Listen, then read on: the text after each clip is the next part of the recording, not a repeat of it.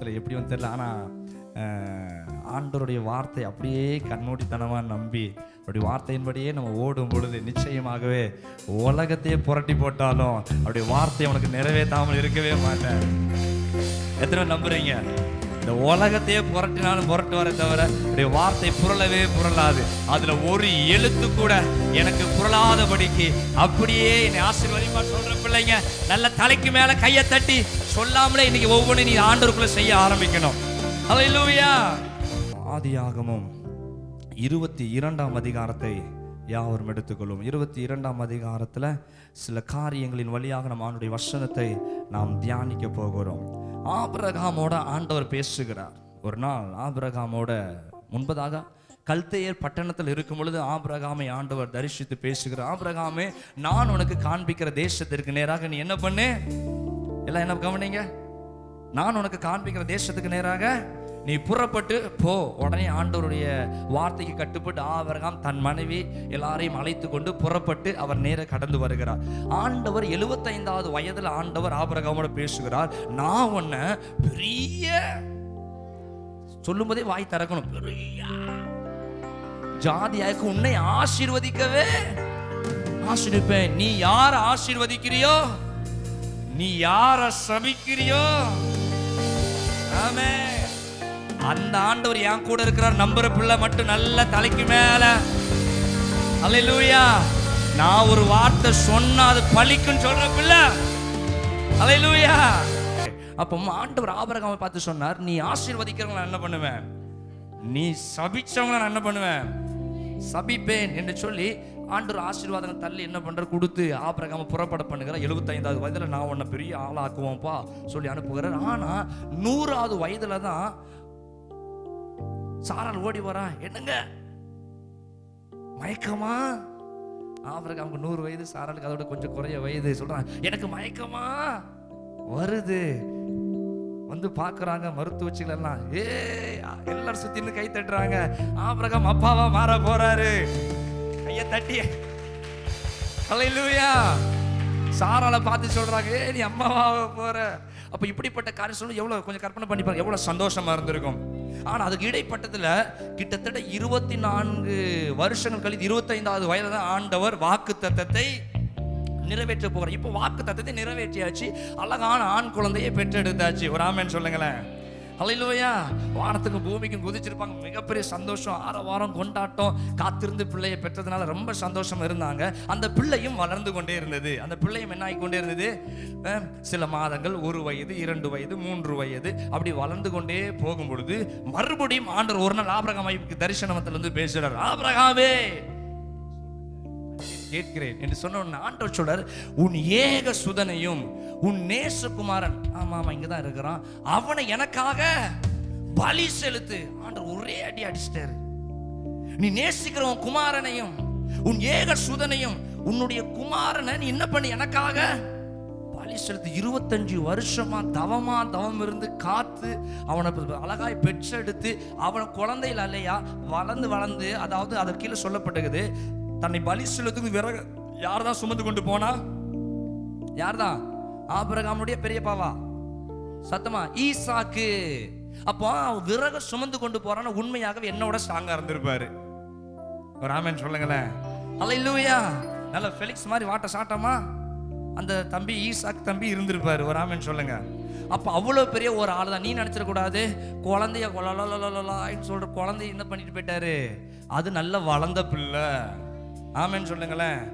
ஆமென். அப்ப நல்ல ஒரு வளர்ந்த ஒரு பிராயனா நல்ல பலசாலியாய் தான் ஈசாக்கு இருந்தார். அப்படிப்பட்ட மகனை ஆண்டவர் பலி செலுத்துன்னு சொல்லுகிறாரு. நல்லா கவனமா கேளுங்க.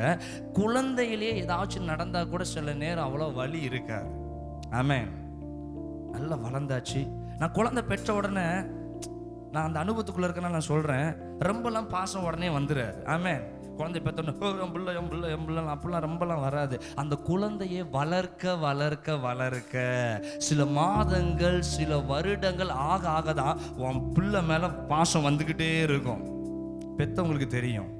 இப்ப என் பிள்ளை மேல நான் வச்சிருக்கிற பாசத்தை பாரிக்கிலும் என் மனைவி என் பிள்ளை மேல வச்சிருக்கிற பாசத்தை பாரிக்கணும். அவர்களுடைய எங்க 2 பேருடைய பெற்றோர்கள் எங்கள் மேல வச்சிருக்கிற பாசம் ரொம்ப பெருசு. ஏன்னா இத்தனை வருஷம் வளர்த்துருக்காங்க, இத்தனை வருஷம் நமக்கு கொஞ்ச நாள் தான் வளர்த்துருக்கிறோம். யோசிச்சு பாருங்க, இது இயற்கை. கொஞ்ச நாள் தான் வளர்த்துருக்கோம். ஆனா இத்தனை வருஷமா வளர்த்தவங்களுடைய பாசம் தான் எவ்வளவு தியாகங்கள், எவ்வளவு கண்ணீர்கள், எவ்வளவு காத்திருப்புகள், எவ்வளவு பிரச்சனைகள், எவ்வளவு போராட்டங்கள், எவ்வளவு அலைச்சல்கள் இருந்திருக்கும். என்னை இவ்வளவு பெருசா வளர்க்கறதுக்கு எவ்வளவு கஷ்டப்பட்டிருப்பாங்க. அப்போ யாருடைய பாசம் பெருசா இருந்திருக்கும்? நம்ம இன்னும் என் பிள்ளைக்கு நான் அவ்வளோ தியாகம் பண்ணவே இல்லை, ரொம்ப நான் இன்னும் ஒன்றும் கொடுக்கவே இல்லை. அப்போ என்னுடைய பாசத்தை பார்க்கலும் என்னுடைய பெற்றோர், அதாவது நீங்க நினைச்சுங்க உங்க பிள்ளைகள் வளர்ந்துருப்பாங்க, அப்போ உங்களுடைய பாசங்கள் பெரியது. எத்தனை பேருக்கு புரியுது? அப்போ அவ்வளவு நாட்களை யார் வளர்த்தா? நீங்க நினைக்கிறீங்க ஆபிரகாம் குழந்தை பெத்த உடனே ஆண்டவர் பலி செலுத்திட்டாரியா, அவர் கஷ்டம் இல்லாம தூக்கிட்டு போயிட்டார்? இல்லவே இல்லை. அந்த குழந்தை வளர்ந்து அந்த விறகுகளை தூக்குகிற அளவுக்கு பலசாலியாய் இருந்தார் ஈசாக்கு. ஒரு ஆமென் சொல்றவங்க. அப்போ யோசித்து பாருங்க, இந்த பிள்ளைய பலி செலுத்தணும்னா ஆமென் ஆபிரகாம் உள்ள எவ்வளவு கஷ்டப்பட்டிருக்கும். ஆமென். வேதனையோடு இருந்திருக்கும். சரி, ஓகே. அப்படி அவர் கடந்து போய் இருக்கும் பொழுது தன் பிள்ளையை பலி செலுத்துவதற்காக, நல்ல கவனமா கேளுங்க, பிள்ளையை பலி செலுத்துவதற்காக அழைத்து போயாச்சு. பலிபீடத்தை எல்லாம் கட்டி விட்டார். பலிபீடத்தை எல்லாம் கட்டி முடித்து விட்டு ஈசாக்கையும் அந்த பலிபீடத்தின் மேலே வைத்து கைகளை எல்லாம் என்ன பண்ணியாச்சு? கட்டி. இப்ப அடுத்தது வாசிக்க போறீங்க. ஆதியாகமம் 22ஆம் அதிகாரம் 11ஆம் வசனத்திலிருந்து 10ஆம் வசனத்திலிருந்து வாசிங்க. பின்பு ஆபிரகாம் தன் குமாரனை வெட்டும்படிக்கு பலிபீடத்தில் வைத்து, எல்லாம் கவனிங்க, வாசிக்கிறவங்க மட்டும் வாசி, மற்றவங்க என்ன பார்த்தா நல்லா கொஞ்சம் நல்லா இருக்கும்னு நினைக்கிறேன். எல்லாரும் என்ன பாருங்க பாப்போமே, நீங்க வாசிங்க. பின்பு ஆபிரகாம் தன் குமாரனை வெட்டும்படிக்கு, குமாரனை பலிபீடத்தில் வச்சு இப்ப வெட்டும்படிக்கு தன் கையை நீட்டி, எல்லாம் கவனிங்க, இப்ப பலிபீடத்தில் வச்சாச்சு. இப்ப கத்தியை ஓங்கி கையை நீட்டும் போது கத்தியை எடுத்தான். அப்பொழுது கர்த்தருடைய தூதனானவர் வானத்திலிருந்து ஆபிரகாமே ஆபிரகாமே என்று கூப்பிட்டார். கத்தியை எடுத்து கையை ஓங்கவும் ஆண்டவர் பேசுறார், ஆபிரகாமே ஆபிரகாமே. ஒரு ஆமென் சொல்லுங்க. வாசிமா. அவன் இதோ அடியேன் என்றான். அப்பொழுது அவர், பிள்ளையாண்டான் மேல் உன் கையை போடாதே, பிள்ளையாண்டான் மீது உன் கையை போடாதே. அடுத்தது, அவனுக்கு ஒன்றும் செய்யாதே. நீ அவனை உன் புத்திரன் என்றும் உன் ஏக சுதன் என்றும் பாராமல் எனக்காக ஒப்பு கொடுத்தபடியினால் நீ தேவனுக்கு பயப்படுகிறவன் என்று இப்பொழுது அறிந்திருக்கிறேன் என்றார். நல்ல கைகளை தட்டி தேவ பிரசன்னத்தினால உணர்ந்து உணர்ந்து உணர்ந்து, ஓ ஆண்டருடைய ஞானம் அளவிட முடியாதது, கர்த்தருடைய யோசனை ஒருவனாலும் அறிந்து கொள்ள முடியாது. சத்தமா ஒரு ஆமென். எஸ், ஆண்டவர் ஆபிரகாம் பார்த்து சொன்னார், உன் ஏக குமாரன், உன் நேசகுமாரன் எனக்காக பலி செலுத்து. எல்லாவற்றையும் ஓங்கின பிறகு ஆண்டவர், ஆபிரகாமே உன் நேசகுமாரன் மேல நீ என்ன பண்ணிடாத, உன் கைத்திய வச்சிடாத, உன் கையை போடாத, நீ எனக்கு பயப்படுகிறவன் என்பதை நான் என்ன பண்ணியிருக்கிறேன், அறிந்திருக்கிறேன். சத்தமா ஆமென் சொல்லுங்க. அல்லேலூயா. சரி, இவ்வளவு நடந்துச்சு. இப்போ ஆண்டவர் பேசியாச்சு. ஓகேவா? இப்போ தம்பிங்களை என்ன பார்த்துங்க, ஆண்டவர் என்ன பேசியிருக்க. இப்போ ஆபிரகாம் அடுத்த வசனத்தை சொல்லப்படுகிறது. சில காரியம் சொல்லப்படும், நான் கற்பனையை சொல்லுகிறேன்னு. அது கீழே இருக்கிற வசனத்தை வாசிச்சுக்கலாம். 13ஆம் வசனம். ஆபிரகாம் தன் கண்களை ஏறெடுத்து பார்க்கும்போது, ஆபிரகாம் தன் கண்களை, இப்போ அதற்கு முன்னாடி ஒரு இன்சிடென்ட் நடக்குது. ஆண்டவர் பேசுறாரு, நீ கையை போடாதப்பா, உன் பிள்ளையை போடாத. அதோட முடிஞ்சிருக்குமா? ஆபிரகாமுடைய கண்கள்ல கண்ணீரா ஓடி வந்திருக்கிறாமேன்னு சொல்லுங்க. அவர் மார்பில் வடிச்சுட்டு அழுது இருக்கலாம். தன் பிள்ளையை கட்டி அரவணைச்சு எத்தனை புரியுது? தன் பிள்ளையை கட்டி அரவணைத்து முத்தமிட்டு கட்டி அரவணைப்பு, மிகப்பெரிய ஒரு சந்தோஷம் அந்த இடத்துல நடந்திருக்கும். என்ன அவர் ஆபிரகாம் கூட நினைச்சிருக்கலாம், ஒருவேளை வெட்டின பிறகு கூட என் பிள்ளை அப்படியே ஒன்று சேர்த்துருவார் போல இருக்கு. ஆனா ஆண்டவர் நீதிமானுடைய எலும்பை முறிக்கப்படுவதில்லை, நீதிமானுடைய ரத்தம் பூமியில சிந்துவதற்கு கர்த்தர் அனுமதிப்பதே இல்லையா? நல்ல கையை தட்டி, எத்தனை ஆயுதம் உனக்கு முன்னாடி எழும்பினாலும் அதை மழுங்கவும் வாய்க்காமலுமே கர்த்தர் பண்ணி போடுவார். சத்தமா ஒரு ஆமென். எஸ், அந்த இடத்துல ஒரு பெரிய ஒரு ஆசீர்வாதமே இருந்திருக்கும். அப்ப ஆண்டவர் சொல்லுகிறார், ஆபிரகாம் ஆபிரகாம் சொல்லி அழைத்து, நீ கொஞ்சம் பின்ன பாருன்னு சொல்லியிருப்பார். உடனே சத்தம் கேட்டு இப்போ ஆபிரகாம் பின்பதாக திரும்பி பார்க்கும் பொழுது, ஒரு ஆமென் சொல்லுங்க. அல்லேலூயா. இப்போ எல்லாரும் நம்ம டிஸ்பிளேவை பாருங்க. எல்லாம் பார்த்துட்டீங்களா? இந்த மாதம் ஆண்டவர் உனக்கு வாக்குப்படும். எப்படிப்பட்ட மாதமா இருக்குன்னு சொன்னா வாசிங்க பார்ப்போம். வெயிட், என்ன மாதம் எல்லாருக்கும் தெரியுதா? நல்ல சத்தமா பின்னாடி இருந்து கேட்கட்டுமே. ஆண்டவர் இந்த மாசம் உனக்கு வாக்குத்தத்தம் பண்ணுகிற, எம்மா நீ சிக்கி கொள்ளுகிற மாதம். ஏற்கனவே சிக்கப்பட்டு தான் பாஸ்டர் இருக்கிறோம். ஏற்கனவே நான் எப்படி இருக்கிறேன்? செலந்தி வலையில சிக்கின மாதிரி தான் இருக்கிறேன். ஏற்கனவே முள்ளுக்குள்ள சிக்கின மாதிரி தான் இருக்கிறேன். ஏதோ பிரச்சனைக்குள்ள எனக்கு சிக்கிறது பிரச்சனை இல்லை பாஸ்டர். எல்லாத்துலயுமே நான் எதை செஞ்சாலும் சிக்கிக்கிறேன், எதை பண்ணாலும் மாட்டிக்கிறேன், எதை பண்ணாலும் ஒண்ணு இல்லாம ஆயிக்கிறேன். ஆனா ஆண்டவர் ரைட் கொஞ்சம் கர்த்தர் உன்னை பார்த்து சொல்லுகிறா, இந்த மாதம் நீ சிக்கி கொள்ளுகிற மாதம். ஆனா என்ன சிக்கி கொள்ளும் என்று சொன்னால், எஸ், நல்ல கையை தட்டி நல்ல உற்சாகமாய் ஆமென். நீ சிக்கி கொள்ள போவதில்லையா, உனக்கு ஆண்டவர் வச்சிருக்கிற ஒரு பெரிய ஆசீர்வாதம் சிக்கி கொள்ள போகிறது. ஐயோ, இப்படியா கையை தட்டணும். ஓ ராதா நகா பாபா, நல்ல கையை தட்டி உற்சாகமா சத்தமா ஆமென். நீ மட்டும் எழுந்து நின்று இந்த பிரசங்கத்தை கேட்டிருப்பனா, குதிக்க சொல்லாமலே நீ குதிச்சிருப்ப. அல்லேலூயா. எஸ் எஸ், கர்த்தர் இந்த மாதம் உனக்கு தீர்க்க தரிசனமா சொல்லக்கூடியது, நீ சிக்கி கொள்ளுகிற மாதம் இல்ல, உன்னுடைய ஆசீர்வாதங்கள் சிக்கி கொள்ளுகிற ஒரு மாதம். அல்லேலூயா. ஆமென். உன்னை விட்டு தூர போகிற ஆசீர்வாதங்கள், உன்னை விட்டு விலகக்கூடிய ஆசீர்வாதம் எல்லாம் உன்கிட்ட வந்து சிக்கி கொள்ளும். நீ அலைஞ்சு திரியெல்லாம் தேவையில்ல, ஜஸ்ட் பின்னாடி பார்த்தாலே போதும், கர்த்தர் உனக்காக சிக்கி வச்சிருக்கிறாரு. அல்லேலூயா. செலந்தி வலையில மாற்றுறது உண்மைதான். ஆனா செலந்தி வலையை வச்சுட்டு போயிடும், அவர் எங்கேயாவது சுத்திட்டு வருவார். செலந்தி அப்படி ஜாலியாக சுத்திட்டு வந்து பார்த்தா 4-5 மாட்டிக்கிட்டு இருக்கோம். அவர் அழகா உட்காந்து என்ன பண்ணுவாரு, அந்த பூச்சிங்க சாகர வரைக்கும் வெயிட் பண்ணி செத்த பிறகு அழகா உட்காந்து என்ன பண்ணுவார், ஒவ்வொன்னா.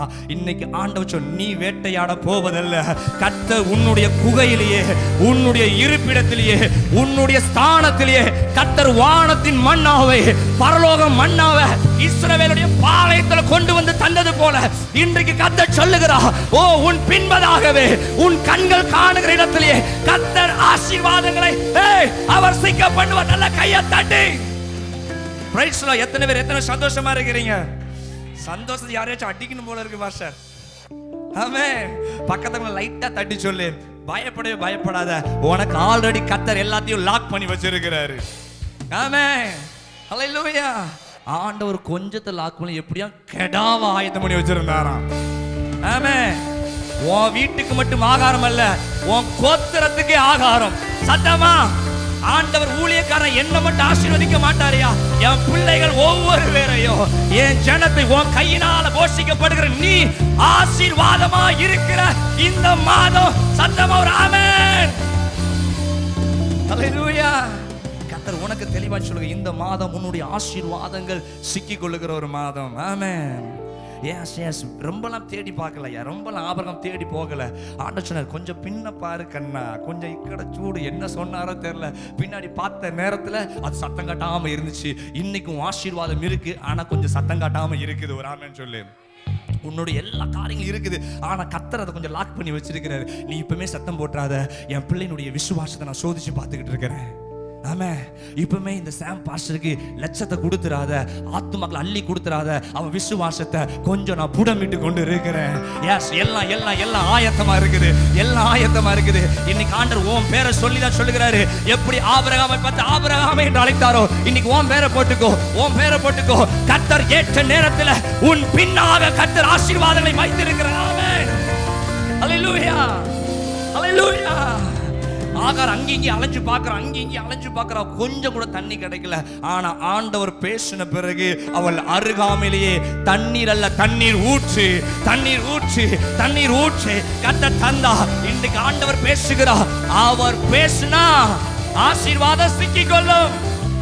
அவர் பேசினா தண்ணீர் இல்லையா, தண்ணி ஊற்று. ஹல்லேலூயா. கேட்டது, என் பிள்ளை மட்டும் குடிச்சா போது, நான் செத்தாலும் பரவாயில்லை, நான் இறந்து போனாலும் பரவாயில்ல, என் பிள்ளையாவது தண்ணி குடிக்கணும். ஆண்டவர் சொன்னாரு, உன் கோத்திரம் உன் சந்தான சந்ததியின் மேல என் ஆவியை ஊற்றுவேன். நீ கேட்டது ஒரு விண்ணப்பையா, ஆனா இந்த மாதம் உனக்கு வாக்கு பண்ணுகிறா, உன் கோத்திரத்திற்கு உன்னுடைய ஒவ்வொரு காரியங்களுக்கும் ஆசீர்வாதத்தை கொடுக்கிற. எத்தனை விசுவாசிக்கிறீங்க? நல்ல கையை தட்டி எஸ் எஸ் எஸ் எஸ். கண்ணீரோட விதைக்கிறவன் தான் கம்பீரமா இருப்பான். ஆமென். ஏக்கத்தோட பெருமூச்சோட இந்த இடத்துல நீ வந்திருக்கிறல்ல, கர்த்தர் உன்னோட தான் பேசுகிறார். ஆகாருடைய கண்ணீருக்கு ஒரு சுழி கண்ணீருக்கு கர்த்தர் நீரூற்ற கொடுத்தது உண்மைனா, இன்றைக்கு உன் ஏக்கத்துக்கு கர்த்தர் வானத்தை திறந்து வச்சிருக்கிறாரு. அல்லேலூயா. எஸ், ஆண்டவர் பேசுறதுக்கு முன்னாடி வரைக்கும் சிலது கிடைக்காது, ஆனா ஆண்டவர் பேசிட்டாருன்னா எல்லாமே தானா கிடைக்கும். எத்தனை விசுவாசிக்கிறீங்க? இந்த வாரம் ஒன்றும் பேசுன மாதிரி தெரியல, எனக்கு அடுத்த வாரம் தான் ஆண்டவர் பேசுவார் போல இருக்கு நினைக்கிறியா? ஆமென். ஆண்டவர் பேசியாச்சு. ஆண்டவர் உன்னோட என்ன பண்ணியாச்சு? அவர் பேசி விட்டா இனி எல்லாமே உனக்கு கிடைக்கும். சத்தமா ஆமென் சொல்லுங்க. அல்லேலூயா, அல்லேலூயா. சரி, அப்போ ஆண்டவர் நம்முடைய ஆசீர்வாதங்களை சொல்லுங்க சிக்க எத்தனை நம்புறீங்க? ஆண்டவர் நம்முடைய ஆசீர்வாதங்கள் சிக்க வைத்திருக்கிறார். சரி, ஓகே. ஆபிரகாமுக்கு ஆண்டவர் ஆசீர்வாதங்கள் கொடுத்தா. அப்போ இந்த ஆசீர்வாதத்தை ஏன் ஆபிரகாமுக்கு ஆண்டவர் கொடுக்கணும்? அவர் பாட்டுக்கு இருந்தவரை வர சொல்லி என் பிள்ளைய பலி செலுத்துன்னு சொல்லி திருப்பி ஆட்டு கடாவை கொடுத்து எதுக்கு இந்த திருவிளையாடல்? ஒரு ஆமென் சொல்லுங்க. எதற்கு இந்த காரியங்களை எல்லாம் ஆண்டவர் செய்யறாரு? ஏன் சில காரியங்களை கர்த்தர் சோதிச்சு பார்க்கிறாரு. நீ எனக்காக என்ன செய்வ? நீ எனக்காக என்ன செய்வ?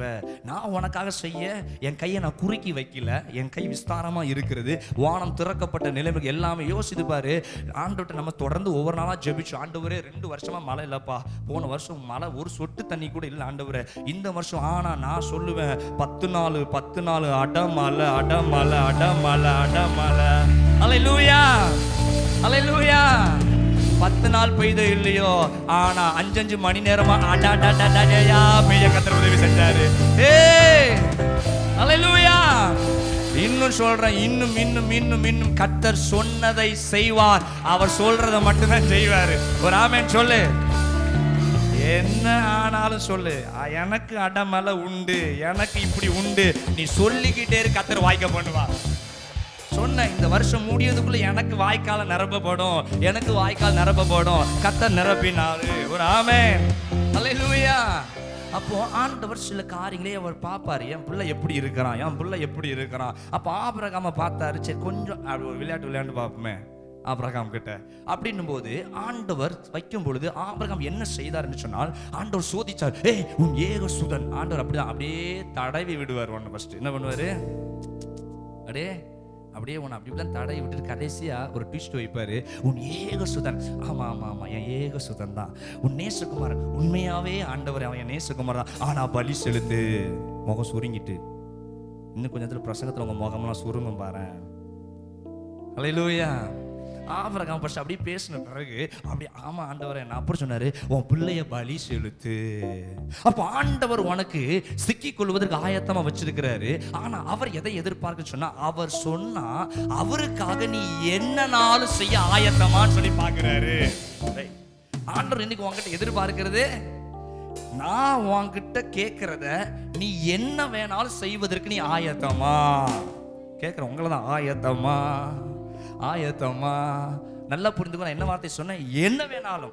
நமக்குள்ள ஒரு வட்டத்தை போட்டுக்கூடாது. உங்களுக்காக நான் இவைகளை மட்டும் செய்வேன், உங்களுக்காக நான் அதை மட்டும் செய்வேன், இதை மட்டும் A to Z வராமன்னு சொல்லு. A to Z தலையில இருந்து பாதம் வரைக்கும். ஆமே. உன்னுடைய எல்லா காரியங்களிலும் நீ ஆண்டவருக்காக எதனாலும் அதுல இதெல்லாம் கிடையாது. எத்தனை பேரால ஏற்றுக்கொள்ள முடியுது? அல்லேலூயா. ஆபிரகாம் ஆண்டவர் அதை தான் கேட்டாரு. அடுத்தது உனக்கு ஒரு பெண் பிள்ளையை கொடுப்பேன்டா, அதுக்கடுத்து ஒரு 4 தங்கச்சி தம்பி மேலாம் கொடுப்பேன், அதில் கடைசி பிள்ளை எனக்கான பலி செலுன்னு சொல்ல கொடுத்ததுல எனக்கு கொண்டு வந்து என்ன பண்ணு? பலி செலுத்து. ஆபிரகாம் உட்கார்ந்துட்டு அழல. அவர் எதனாலும் செய்வதற்கு ஆயத்தமா இருந்தார். அதனால தான் கர்த்தர் சொல்லுகிறாரு மறுபடியும் 2வது பேசும்போது, உன் ஏக சுதனையும் உன் நேசகுமாரனையும் பலி செலுத்துவதற்கு நீ ஆயத்தமா வந்த, இப்பொழுது நீ எனக்காக பயப்படுகிற மனுஷன் என்பதை நான் கண்டுகொண்டேன். ஒரு ஆமென் சொல்லுங்க. கர்த்தர் ஒன்ன பார்த்து சொல்லணும். சில நேரத்தில் இப்படிதான் ஆண்டவர் கேட்பாரு, எனக்கா எதாச்சும் செய்ய நீ ஆயத்தமா இருக்கிறியா? எதனாலும் செய்வதற்கு பக்கத்துல பார்த்து சொல்லு, எதையாச்சும் செய்யணும் வந்து நின்றாத. எதனாலும் செய்வதற்கு எத்தனை பேர் ரெடியா இருக்கிறீங்க? இன்னைக்கு பாருங்க, நம்ம ஆண்டவருக்காக என்ன செஞ்சுக்கிட்டு இருக்கோம். ஆபிரகாம் ஆண்டவர் கேட்ட உடனே, இருங்க ஆண்டவரே என் ஒய்ஃப் கிட்ட ஒரு வார்த்தை கேட்டுட்டு வந்துருன்னு சொல்லி கேட்க போல. ஆண்டவர் கேட்டுட்டாருன்னா ஒய்ஃபாவது அவங்களாவது இவங்களாவது எதுனா எல்லாத்தையும் தூக்கி எறிஞ்சிட்டு வந்தார். குறையுதே, சுருங்குதே. அல்லேலூயா. ஏமா அப்ப இருந்த உற்சாகம் வரட்டு வராம சொல்லு. ஆமா, இதுன்னு சொல்லி உட்கார்ந்துட்டு அதை கேட்கலாமா, இந்த சூழ்நிலையை பார்க்கலாமா, அத்திம்பேரை பார்க்கலாமா, என் ஆத்துக்காரைய பார்க்கலாமா, இவங்கள பார்க்கலாமா, அவங்கள பார்க்கலாம்னு சொல்லி எதையுமே ஆபிரகாம் என்ன பண்ணாத. ஆண்டவர் பேசிட்டாரு. நைட்டு ஃபுல்லா விறகு வெட்டுற வேலை தான். நைட்டு ஃபுல்லா போத்திக்கிட்டு ஊழக்கண்ணீர் வடிச்சுக்கிட்டு என்ன செய்ய போறோம் கேட்கல. ஆண்டவர் பேசின உடனே படன்னு போறாரு. என் பிள்ளைய வைக்கணும், என்னதுக்கு பலிபீடத்தை சேர்த்து விறக வெட்டு காலையில விறகலாம் அவர் பாட்டுக்கு புறப்பட்டு போக ஆரம்பிச்சுட்டார். ஒரு ஆமென் சொல்லுங்க. ஹல்லேலூயா. Very scale. ஹல்லேலூயா. அப்படி போக ஆரம்பித்தா அப்போ எதைனாலும் ஆண்டவருக்காக செய்ய ஆபிரகாம் ஆயத்தமா இருந்தார். இன்னைக்கு நம்ம ஆண்டவருக்காக எதனாலும் செய்ய ஆயத்தமா இருக்கிறோமா? கர்த்தருக்காக புறப்பட்டு வரதுக்கு நீ ஆயத்தமா இருக்கிறியா? இன்னைக்கு எதெல்லாம் நம்ம பார்க்குறோம். நான் உண்மைதான் பாஸ்டர், நான் எல்லாத்துக்குள்ளேயும் சிக்கிட்டு தான் இருக்கிறேன். என் பாரம்பரியத்துக்குள்ள நான் சிக்கிட்டு இருக்கேன், என் உறவுக்குள்ள சிக்கிட்டு இருக்கேன், என் வேலைக்குள்ள நான் சிக்கிட்டு இருக்கேன், என்னுடைய நடக்கைக்குள்ள நான் சிக்கி இருக்கேன். எனக்குன்னு ஒரு வட்டம் இருக்குது, என் குடும்பத்துக்குன்னு ஒரு வட்டம் இருக்குது, ஆண்டவருக்குன்னு ஒரு எல்லை இருக்குது. எப்படி? ஆண்டவருக்குன்னு ஒவ்வொன்றுக்கும் ஒரு எல்லை இருக்கு, அவருக்கும் ஒரு எல்லை உண்டு. அந்த எல்லைக்குள்ள மட்டும் நான் ஆண்டவரை கப்பன்னு ஆராதிச்சுப்பேன். அந்த எல்லையை விட்டு ஆண்டவர் வர சொன்னாலும் நான் இதுக்குள்ளேயே எத்தனை பேருக்கு விளங்குது? இன்னைக்கு ஆண்டவர் உன்னிடத்துல கேட்கிறாரு, அநேக ஆசீர்வாதம் ஏன் இன்னைக்கும் உனக்கு சிக்கி கொண்டு இருக்குது? ஏன் அதுல ஆண்டவர் இன்னும் ரிலீஸ் பண்ணாம இருக்கிறான்னு சொன்னா, நீ உன் சூழ்நிலைக்கு ஏற்றவாறே நீ என்ன பண்ணி கொண்டு இருக்கிற? நீ ஆண்டவரை தேடி கொண்டு. ஆண்டவர் கேட்கிறாரு, உன் சூழ்நிலைக்கு ஏற்றவாறு என்னை ஆராதிச்ச நாட்கள் போதும், என் விருப்பத்தின்படி நீ ஆராதிக்க ஆரம்பி. உன் விருப்பத்துக்கு நீ ஆராதித்தது போதும், உன் விருப்பத்துக்கு காணிக்கை கொடுத்தது போதும், உன் விருப்பத்துக்கு சபைக்கு வந்தது போதும், உன் வசதிக்கு நீ சபையை தேடி வந்தது போதும், உன் அற்புதத்துக்காக நீ சபையை தேடி வந்தது போதும். இனி ஆண்டவருக்காக நீ எழும்பி வரணும், ஆண்டவருக்காக புறப்பட்டு வரணும். எத்தனை பேர் உண்மையா ஆயத்தமா இருக்கிறீங்க? உண்மையா ஆயத்தமா இருக்கிறீங்க? அப்ப பாஷா நீங்க சொல்லாம சொல்றீங்க எல்லாத்தையும் விட்டுட்டு வரணுமா? சொல்லாம பயப்படாத, ஒரு ஆமென் சொல்லு. ஹல்லேலூயா. ஆண்டவர் என்றைக்குமே அப்படி வரவழைக்கிறோம்ல, ஆனா எதுவுமே அவருக்கு ஈடா நீ வைக்க கூடாது.